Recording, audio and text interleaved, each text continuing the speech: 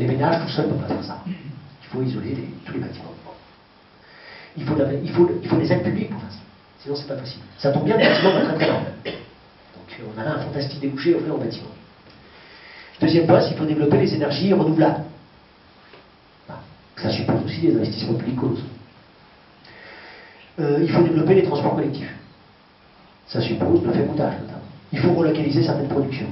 Ça suppose tout ça des investissements. Ça suppose de la dépense publique. Voilà, donc, si vous voulez, on a l'humanité, en Europe notamment, on a plein de ressources. On a une main-d'œuvre, on a des jeunes qui sont de mieux en mieux formés, on a des défis à relever, on a des fantastiques défis à relever, y compris pour que l'écologie soit synonyme de progrès, pas simplement de punition. Je pense qu'il faut se méfier du discours punitif sur l'écologie. Non, il faut associer l'écologie à un véritable progrès social. Voilà. Eh bien, ça permettrait, y compris, là, il y a un fantastique gisement d'emploi. Bon, au lieu de faire ça, on fait des cures d'austérité qui nous mènent là où vous savez. On te remercie vraiment, Christophe. Voilà, ben ik nu verstaanbaar? Voor mij wel. Oké, ik ga in het Nederlands spreken. Dat is namelijk mijn moedertaal en het is iets gemakkelijker. Maar in de vragen kan ik eventueel altijd terugkomen in het Frans. Voilà, ik ga niet proberen om een systematisch discours af te steken. Ik ga proberen om enkele punten aan te halen die hier in het vertoog van professor Rameau naar voren zijn gekomen en in de vragen. En ik ga daar proberen een beetje een andere blik op te gooien en dat dan tenslotte te connecteren aan ons concreet probleem. De brutale soberheidspolitiek die nu in onze landen en in Europa opgelegd wordt. Goed, over het succes van het kapitalisme als systeem. Hetgeen dat ik gemist heb in de uiteenzettingen en in de vragen hier, is het fundamentele verband tussen lokaal en globaal. En dat introduceert natuurlijk direct een ander aspect van de politieke vraag. Het is te zeggen, er is tot nu toe altijd een connectie geweest tussen bijvoorbeeld een munt en een overheid, een staat. Natuurlijk, de vorm die wij kennen is al, laten we zeggen, al sinds 200-300 jaar geconnecteerd aan het kapitalisme. Namelijk het kapitalisme van de nationale staten. Die zelf eigenlijk al een interventie was op een harmoniserende, een regulariserende interventie op het sociale en het culturele niveau. Maar die desondanks toch een groot aantal emancipatorische effecten heeft gehad.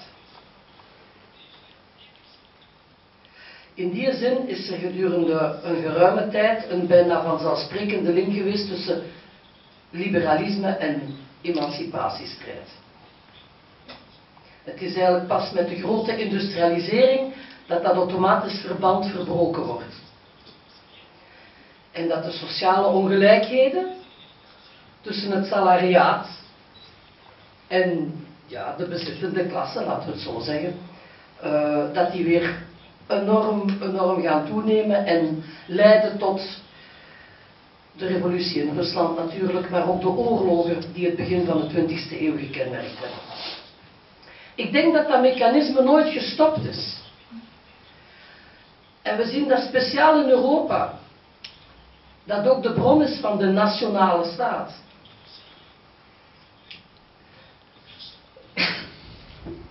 In feite, in zekere zin, ziet je nu op Europees vlak, ziet je een soort van supranationale staat ontstaan, voorzien van haar supranationale munt, die probeert een supranationaal kapitalisme te installeren, en dat mislukt. De redenen waarom dat een mislukking is, zijn hier voor een stuk ter sprake gekomen.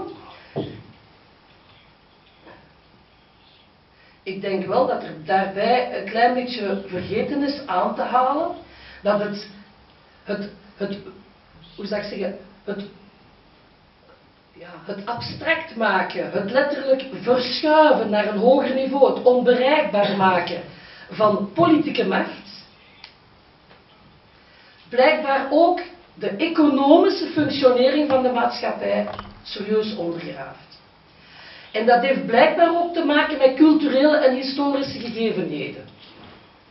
Ik denk dat wij vergeten dat die, laten we zeggen, culturele en historische gegevenheden sociale realiteiten zijn, ook economische realiteiten zijn. En dat de brutale harmoniseringsprocessen die nu plaatsvinden, door middel van de munt in de eerste plaats, die daarvoor ook ontwikkeld is. Dat zien wij duidelijk in de documenten van onder andere de Europese Rondetafel voor Industriëlen, die eigenlijk het eerste plan uitrolt volgens de welke dat de invoering van de euro is gebeurd. Ja. Die ingrepen in lokaal gecodificeerde, cultureel gecodificeerde regulatiemechanismen veroorzaken zoiets als een soort van sociale kwetsuur. Die maakt dat naast het verlies van economische subsistentie, zoals arbeid, dat mensen op nog een heel ander aantal vlakken zich ontmachtigd voelen. Ontmachtigd.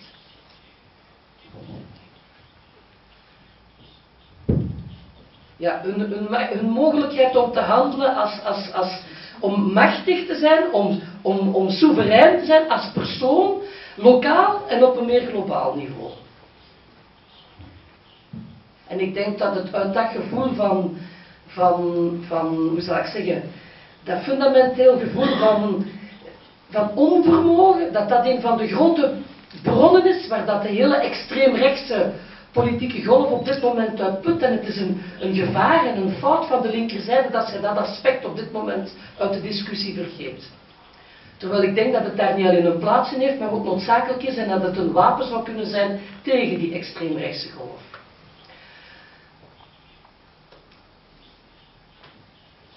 Dat hangt een beetje samen met het totaal gebrek aan politieke creativiteit in de discussie tegenwoordig. Het is een discussie tussen de neoliberalisten, de voorstanders van de État-providence, van de sociale welvaartsstaat. Ik ben wel akkoord met professor Rameau dat het idee van de État sociaal veel dieper is dan dat over het algemeen wordt verondersteld in de politieke theorievorming. Daar ben ik het op zich wel mee akkoord. Maar blijkbaar heb je maar alleen de minimale staat van het neoliberalisme of de sociale welvaartsstaat op een of ander niveau. Ik denk dat wij op een nieuwe manier moeten leren denken in termen van politiek soevereine entiteiten die samenwerkingsverbanden opbouwen en die kijken naar op welke manier een economische regulatie gebeurt.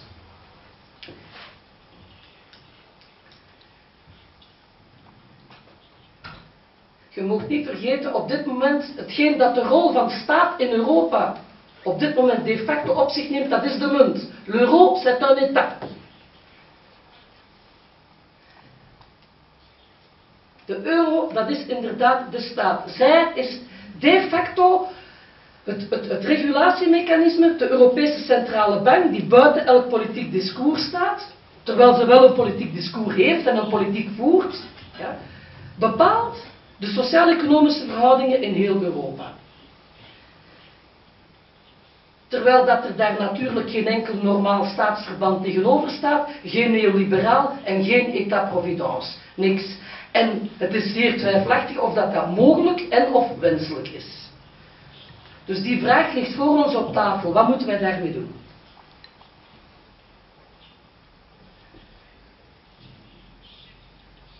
Het is daaraan, hoe zou ik zeggen, aan onze démarche voor het grondwettelijk hof is in zekere zin aan die vraag gekoppeld.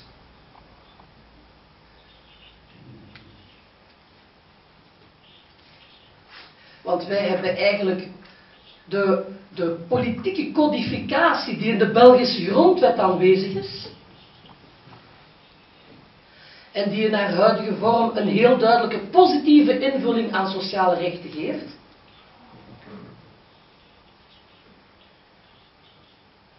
In die zin is eigenlijk de Belgische grondwet in haar huidige vorm een formulering van het idee van de état-providence.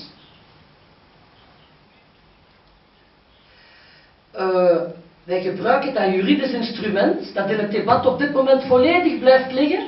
Niemand doet daar iets mee.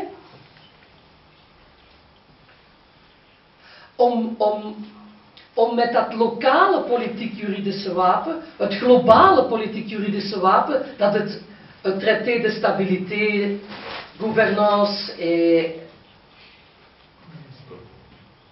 TSCG, coördination. Hè? Dus wij gebruiken eigenlijk de Belgische grondwet als een politiek-economische codificatie tegen het TSCG, als een politiek-economische codificatie, maar die heeft een juridische vorm. En die juridische vorm is nog altijd lokaal ten opzichte van dat globale. Wij proberen met andere woorden het debat over Europa open te breken door het gebruik maken van een bij uitstek, laten we zeggen, lokale structuur. En het is juist dat onevenwicht dat maakt dat dat wapen een zekere efficiëntie heeft. Zouden wij proberen om direct op het Europese vlak te gaan discussiëren juridisch, we zouden weggeblazen worden nog voor onze mond hadden opengedaan.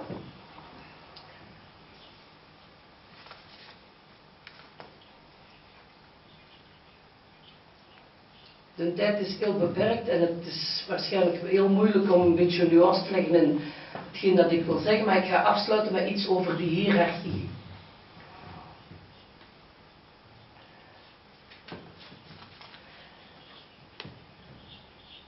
Ik denk dat we voorzichtig moeten zijn met uitspraken over de natuur van de mens.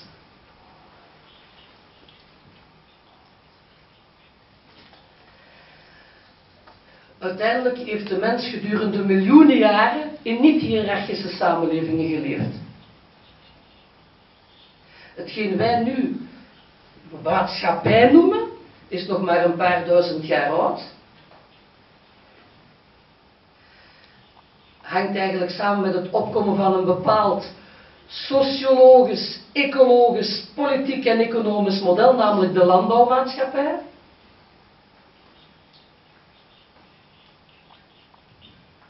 Die ook samenhangt met bepaalde vormen van religie. En met een bepaalde relatie tussen de man en de vrouw in de maatschappij. En je zou kunnen zeggen dat de industriële samenleving in een zeer extreme richting doorgedreven verdere ontwikkeling is van dat model.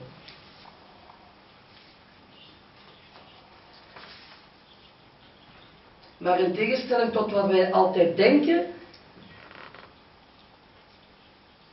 is er geen enkele intrinsieke noodzaak waarom dat het enig mogelijke model zal zijn.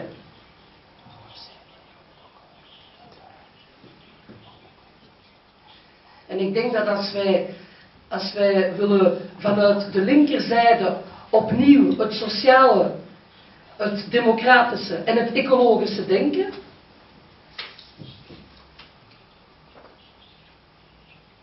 dat wij niet alleen moeten putten uit de ervaringen die wij hebben vanuit de emancipatie die de moderniteit met zich heeft meegebracht, maar dat wij ook moeten kijken in onze geschiedenis en in andere culturen naar andere manieren om met het lokale, het paradoxale, het heterogene en zelfs het ongelijke om te gaan. Voilà, ik ga het daarvan op bellen. Merci beaucoup, Karine.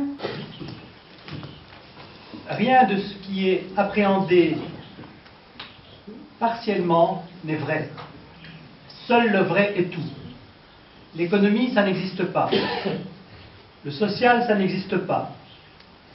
Le public, ça n'existe pas. Le privé, ça n'existe pas. Quel public? L'espace public? L'entreprise publique? Quel privé? Votre privacy chez vous, dans votre cuisine, dans votre chambre, ou l'entreprise privée? De quoi on parle? L'économie, qu'est-ce que c'est? C'est le garage du coin? C'est vous quand vous donnez de l'argent de poche à votre gamin? De quoi on parle? Donc, les économistes, ça n'existe pas. Les sociologues, ça n'existe pas. Les psychologues, ça n'existe pas. Les psychanalystes, ça n'existe pas. Les médecins, il y a un doute. pourquoi pas l'homéopathie? Donc, chaque fois qu'on aborde une question et qu'on essaie de catégoriser, et grâce à la catégorisation, on espère avoir raison, on a tort. C'est ça qui est compliqué. Donc, pour revenir à la question plus proche alors de ce dont on parle ici, c'est que la question qui nous a un peu posée cet après-midi, et par l'introduction brillante de Christophe, et je trouve que moi, enfin, j'ai noté un carnet à refaire une autre fois avec un peu plus de temps pour discuter vraiment de choses fondamentales qu'il a mises sur la table, c'est la question du rôle économique. Enfin, moi, je la résume comme ça pour mes 10 petites minutes, sur la question du rôle économique de l'État. C'est une question qui me tient à cœur, puisque dans le milieu des années 90, je n'ai rien trouvé de mieux à faire que de retourner à l'université pour conquérir ce titre aussi vilipendé qu'économiste, après quelques années d'études, etc. Et mon travail final était le rôle économique de l'État à l'épreuve du néolibéralisme, réalité et représentation, le cas de la Belgique, 1972-1994. Quand j'ai abordé cette question, c'est les réactions qui ont été intéressantes à tous ces travaux et aux quelques articles qui ont été publiés à la suite de ça. Il y avait notamment un article que j'ai publié dans une excellente revue qui était les Cahiers marxistes, qui devraient d'ailleurs reprendre leur publication. C'est dommage qu'ils ont cessé. Et le rédacteur en chef m'a dit: la Belgique sur le chemin du néolibéralisme en 1994, t'exagères pas? Tu crois vraiment? Je dis: écoute, j'ai fait 2 articles. Il y en a une, c'est les conceptions théoriques, la façon dont le néolibéralisme avançait au niveau des idées, au niveau de l'idéologie. Nous étions en 94, c'était déjà en cours depuis les années 80. Hein, on parle toujours Thatcher, Reagan, mais ils n'étaient pas les seuls. Hein, il y a des bibliothèques entières qui ont été remplies par des économistes, des sociologues, des anthropologues, etc., pour expliquer ce que c'était le néolibéralisme. Donc la bataille des idées, premier volet.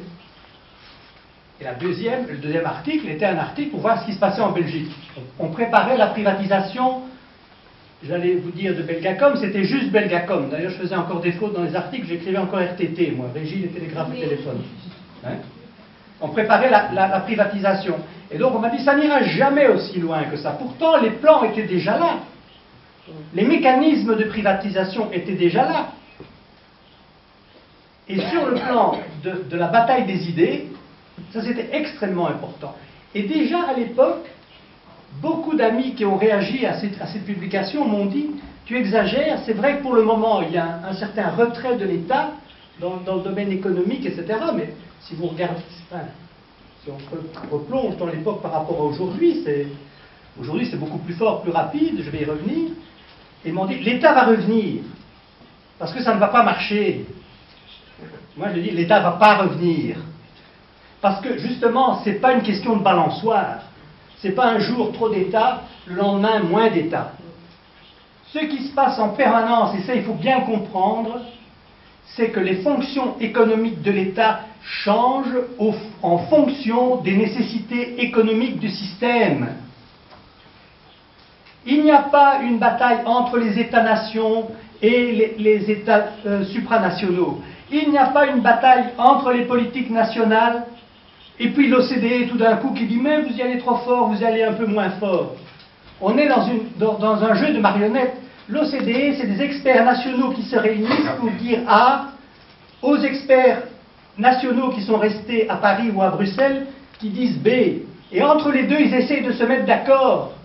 Ce que fait l'OCDE aujourd'hui et le FMI aujourd'hui vis-à-vis de l'Europe en leur disant: vos politiques austéritaires vont trop loin, vos politiques d'assainissement vont trop loin, c'est de leur dire: faites gaffe les copains, vous êtes en train de vous tirer une balle dans le pied. Pourquoi? Parce qu'il y a la Chine, parce qu'il y a les rapports de force internationaux, parce que si vous voulez que vos multinationales, comme Total par exemple, hein, les grandes multinationales européennes continuent à jouer le rôle à l'échelle internationale, il ne faut pas que chez vous, ça s'effondre. Donc, corrigez un peu. Mais ils ne disent pas changer de politique radicalement. Et on va s'adapter.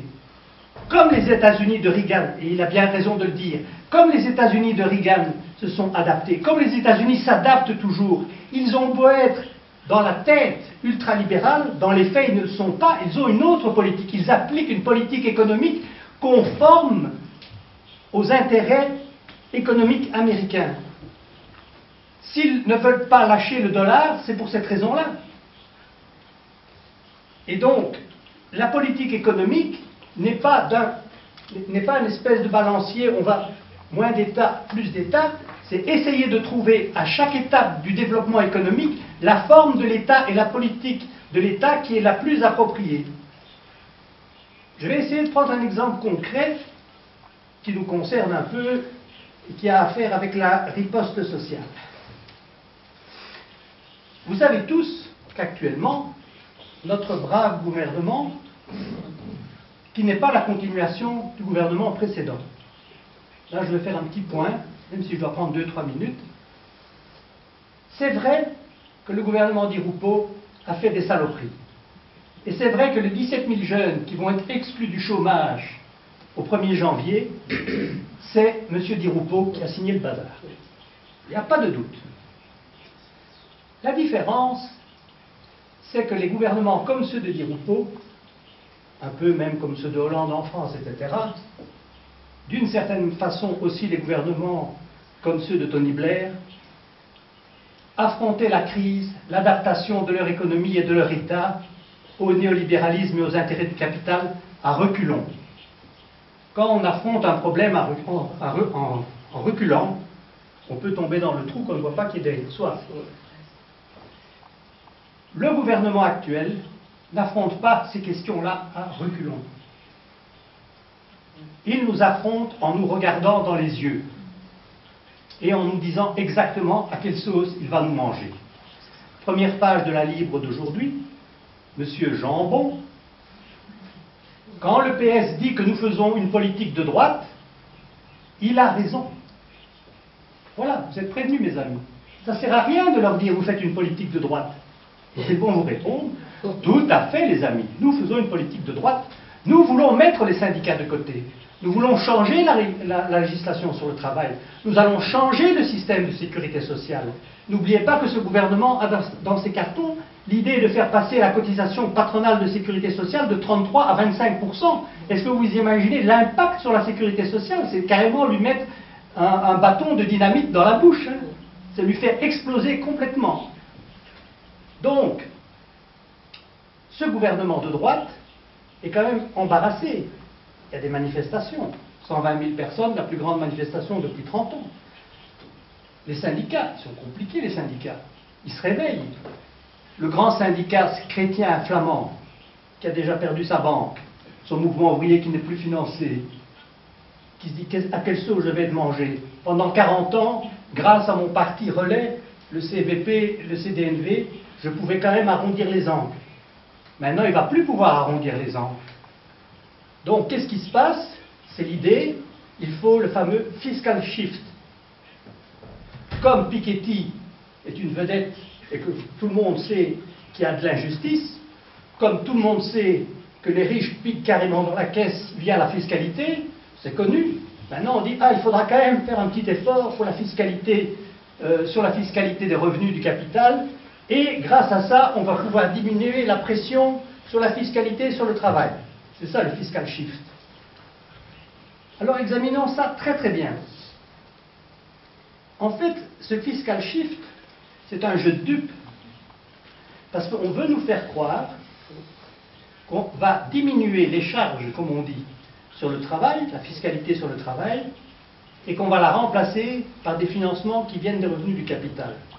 En fait, ce qu'ils veulent, c'est créer le climat intellectuel, le climat idéologique, pour qu'on fusionne dans les charges fiscales sur le travail, les impôts et les cotisations de sécurité sociale. C'est ça qu'ils veulent obtenir. Ils ne veulent même pas l'obtenir en termes de sous, hein. Ils veulent d'abord l'obtenir en termes d'idées. D'idées. Que plus personne ne parle des cotisations sociales comme notre salaire. Que quand vous êtes face à votre patron, vous ne pensez à votre salaire que le net qui est sur votre feuille et pas ce que le patron doit payer pour vous engager. Le prix de votre force de travail n'est pas ce que vous touchez dans votre poche, mais l'ensemble. Obtenir cela est vraiment pour eux une modification fondamentale de leur politique économique. Et à côté de ça, le saut d'index, la pension à 67 ans, c'est de la petite bière. Hein, parce que la pension à 67 ans, c'est pour dans 20-30 ans. Hein. Du point de vue financier, ça ne rapporte rien. Pour le moment, ça ne va pas rapporter un centime, puisque ce n'est pas d'application. Ce sera pas d'application que dans 20 ou 30 ans. Donc, bien comprendre cette question du shift fiscal, c'est un bon exemple pour comprendre en quoi comprendre. Et peut-être que certains économistes peuvent être utiles. Hein. Le grand Keynes disait un économiste devrait être aussi utile qu'un dentiste. Voilà. Pas plus, pas moins, hein, qu'un dentiste. Donc, essayer de comprendre ce genre de mécanisme-là, je trouve, est extrêmement important. Alors, puisqu'il me reste une minute, beaucoup de choses de ce que Karen a dit m'ont beaucoup intéressé sur cette question de la révolution démocratique. Enfin, je résume comme ça. Je voudrais dire que ce qu'à mon avis on doit se mettre en tête du point de vue de la gauche en général, quand on parle des questions économiques, c'est qu'il faudrait en fait faire sienne une phrase de Karl Marx qui est justement, qui n'est pas un économiste comme vous le savez, qui est n'importe quoi. D'ailleurs, je me demande comment on peut être économiste marxiste, hein, bon, puisque Marx nous a invités à faire la critique radicale de l'économie politique et à ne plus jamais en parler, mais bon, personne n'y est arrivé jusqu'ici, donc il nous a peut-être confié une mission impossible. Notre but doit être de faire en sorte qu'on passe d'un système où on administre les gens, c'est-à-dire où les mécanismes économiques servent le pouvoir, à un système où on administre les choses. C'est-à-dire où, ensemble, quand on se dit si on veut cultiver des bananes en Islande, c'est possible, puisqu'il y a beaucoup d'eau chaude dans le sol, donc on pourrait cultiver des bananes en Islande. Et on se met ensemble et on discute pour savoir si ça vaut la peine de le faire. C'est-à-dire, on administre les choses. On dit, on a besoin d'une crèche, on a besoin d'une route, on a besoin de logement, on administre les choses. Administrer les choses, ce n'est pas la même chose que d'administrer les gens. Et donc, ça, c'est sans doute un des buts finaux qu'il faut se fixer en tant que personne de gauche. Nous sommes, ici en Belgique, mais pas seulement en Belgique, dans une union monétaire. C'est-à-dire, en gros, nous sommes dans la zone euro. Alors, par rapport à la logique austéritaire, ça a sa propre logique, si je puis dire. Pourquoi? Parce que, par définition, lorsqu'un certain nombre de pays abandonnent leur monnaie pour adopter une monnaie unique, commune, bien, nécessairement, ils perdent un instrument, qui est celui du taux de change. Or, ça, c'est extrêmement important parce que cela signifie qu'à ce mécanisme qui est très simple, vous avez un déficit commercial, vous dévaluez votre monnaie. C'est ce que la Belgique a fait en 1982, premier gouvernement Martin Schol, en février, paf, on a dévalué le franc belge de 8,5%. Ça signifie que du jour au lendemain, les produits exportés, ou les services exportés, étaient 8,5% moins chers, exprimés dans la moyenne des autres monnaies. Bon, donc c'est un coup de fouet assez considérable. Quand vous n'avez pas cela, cette possibilité, ça signifie que lorsqu'existe un déficit commercial, un déficit des paiements, vous devez utiliser d'autres moyens. Et quels sont ces moyens? Essentiellement peser sur les salaires et sur les prix intérieurs. Ce qui veut dire que dans ce cas-là, quand un certain nombre de pays de la zone euro, l'Espagne, la France, la Grèce, l'Italie, d'autres encore, connaissent un déficit, et ils le connaissaient, eh bien, la seule possibilité, disons, de rétablir plus ou moins l'équilibre antérieur, c'est d'abaisser les salaires, les traitements et d'une manière générale les prix. Bon, c'est beaucoup plus difficile, évidemment, parce qu'on se heurte à l'opposition des syndicats, parce qu'en pratique, tout ne varie pas dans la même mesure, tout ne diminue pas dans la même mesure, ça dépend des secteurs et ainsi de suite.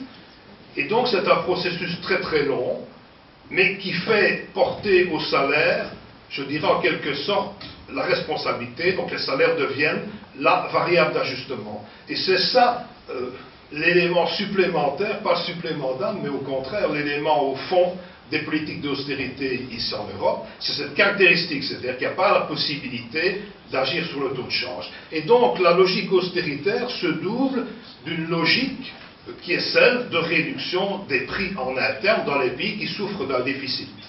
Et c'est le cas des pays dont j'ai parlé. Il faut savoir quand même qu'à l'échelle mondiale, le pays qui a le plus large excédent, c'est-à-dire 270 milliards, exprimé en dollars, pour son commerce extérieur, c'est l'Allemagne. Et donc, globalement, l'euro, sa valeur actuelle, permet effectivement de dégager un excédent au niveau de la zone dans son ensemble, mais qui se traduit par des déficits dans les pays dont j'ai parlé, essentiellement les pays du Sud. Et ça, c'est extrêmement important à comprendre. Deuxièmement, c'est que l'austérité est inscrite au cœur même des mécanismes européens. Chacun connaît le PSC, pour ceux qui ont quand même un certain nombre d'années derrière eux, PSC, ça voulait dire le Parti social chrétien. Mais en Europe, c'est une trouvaille de Chirac à l'époque, on a fait un pacte de stabilité et de croissance. 3% de déficit maximum, 60% pour ce qui concerne l'endettement public global. Bon, c'était déjà le cas lorsque on est passé à la monnaie européenne, c'est-à-dire en définitive, si mes souvenirs sont bons, en 2002. Bon, ça a été préparé 3 ans à l'avance. À partir de là, que se passe-t-il? Nécessairement, à la faveur de la crise, du problème de l'endettement sur lequel on pourrait revenir, mais malheureusement c'est impossible vu le temps imparti, eh bien à ce moment-là, ce qui s'est passé, c'est qu'on a renforcé ce dispositif. Et nous venons d'assister à ce qu'on appelle le semestre européen, où chaque État est prié de remettre sa copie budgétaire, et puis alors il y a un jugement de la Commission, qui, comme vous le savez, est porté en l'occurrence par Moscovici, ça dit quelque chose. Moscovici, bien évidemment, ancien ministre sous Hollande, et donc, à partir de là, si les États ne se plient pas à ce genre de recommandations, eh bien, procédure des déficits excessifs, PDE, donc voilà. Et en avant le train parti. Donc il faut en tirer la conclusion que ce dispositif austéritaire, il est inscrit, je dirais, et coulé sous forme juridique, le TSCG, le mécanisme européen de stabilité, et ainsi de suite. Il en ressort que si on veut rompre avec cette politique d'austérité, ben, il faut quelque part aussi rompre avec cette chape que constituent les traités. Deuxièmement, l'avenir de l'économie mondiale. Bon, globalement, 4 moteurs dans l'économie mondiale. Les États-Unis, le Japon, la zone euro et les BRICS. Donc les pays émergents, Brésil, Russie, Chine, Inde et Afrique du Sud. Bon. Si on fait le tour des différents moteurs, que se passe-t-il? Nécessairement, les États-Unis sont encore ceux qui se portent le moins mal. Donc, globalement, bon, grâce à la politique de la Réserve fédérale américaine, on a inondé l'économie de dollars. La Banque centrale américaine, la Réserve fédérale, a fait plus que doubler son bilan. Ce qui veut dire qu'il a créé de la monnaie en prenant en échange des titres pourris, donc les fameux ABS, CDO et ce genre de choses. Et, bon, tout l'un dans l'autre, on peut s'attendre à ça, c'est une croissance qui se situe autour de 1,5%, 2%. Encore le mieux. Si l'on prend l'exemple du Japon, le Japon, depuis 1994, connaît une déflation. Ce sont les décennies perdues. Alors un certain Premier ministre, Shinzo Abe, est arrivé en 2013, et il a dit « moi je vais changer les choses », et on a appelé ça la Benomics. Donc la Benomic en quelque sorte, une contraction de AB et d'économique par ailleurs. Bon, 3 flèches, enfin ça c'est du détail, c'est peut-être la mentalité japonaise, on raisonne en termes de flèches, politique structurelle comme ici, accroître le niveau des prix, lutter contre la déflation, et une relance, je dirais, en termes de déficit public, encore que le Japon connaît 240% d'endettement par rapport à son PIB. Donc c'est des chiffres qui font quelque part un peu rêver. Bon, alors tout va marcher, la bourse a repris, le yen a dévalué, ce qui sert toujours bien, c'est déprécié en tout cas, ce qui sert toujours bien les choses, mais aujourd'hui manifestement, le résultat quel est-il? Ben, le résultat, les 2 derniers trimestres, le PIB a baissé au Japon. Donc la Benomics, c'est un échec. Donc le moteur japonais, ça prend haut, si je puis dire. Du côté des BRICS, Chacun sait ce qu'il en est. Certains pays, certaines économies sont aujourd'hui en récession, c'est le cas du Brésil. L'Afrique du Sud, ça décélère nettement, on est à peu près autour de zéro. La Chine elle-même, 14% de croissance du PIB en 2007, aujourd'hui 7%. Et c'est pas fini, son gros problème, c'est son système bancaire de l'ombre, comme on dit, parallèle. Réellement, il y a de gros problèmes. Donc les BRICS en tant que tels, je ne parle pas de la Russie, conséquence aussi de ce qui se passe en Ukraine, les sanctions, etc. La Russie est à peu près au niveau d'1,5% de croissance pour cette année. Donc ce moteur s'éteint aussi. Reste l'Europe. Alors l'Europe, ce qu'il faut constater, là aussi, c'est un certain nombre de choses. Premièrement, le moteur européen, c'est-à-dire l'Allemagne, a connu de très gros problèmes il y a un trimestre, croissance négative. Chez les économistes, on aime bien parler de croissance négative, ça veut dire que ça diminue, c'est une décroissance en quelque sorte, ce qui n'a rien à voir avec le problème de la croissance économique en tant que telle ou de la décroissance économique.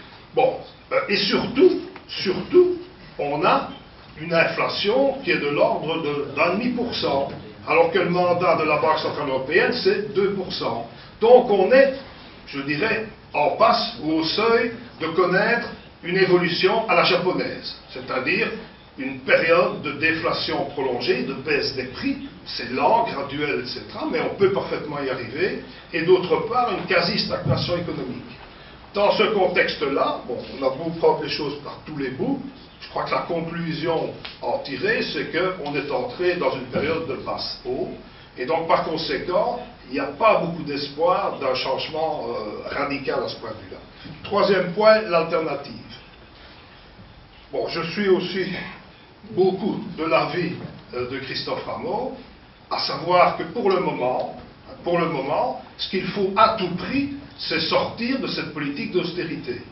Et ce qui va avec l'austérité, c'est quoi? C'est le chômage, c'est la pauvreté, c'est les baisses de revenus, c'est en définitive une détérioration de tous les services sociaux, de la sécurité sociale, la santé, etc., etc. Donc il faut sortir de cela. C'est l'objectif prioritaire à mon sens, tout en sachant qu'évidemment il faudra retourner à une certaine forme de plein emploi, pourquoi ne pas utiliser le terme, à une certaine forme d'éco-croissance, mais tout en sachant bien qu'il y a toujours eu un éternel problème. Ceux qui ont certaines formations marxistes ou autres, on parlait de programme maximum. Le programme maximum, on dirait c'est l'éco-socialisme, et de l'autre, il faut quand même bien faire quelque chose pour aujourd'hui.